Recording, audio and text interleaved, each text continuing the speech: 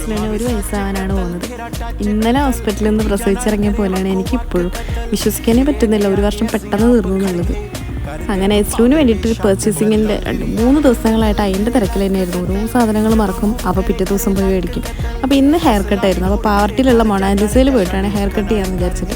സാധാരണ മുട്ടടിക്കാനാണ് പതിവ്. അപ്പോൾ ബർത്ത്ഡേ കഴിഞ്ഞിട്ട് മുട്ടടിക്കാമെന്ന് വിചാരിച്ചു. അതുവരെ തലയിൽ കുറച്ച് മുടി ഇരുന്നോട്ടെ.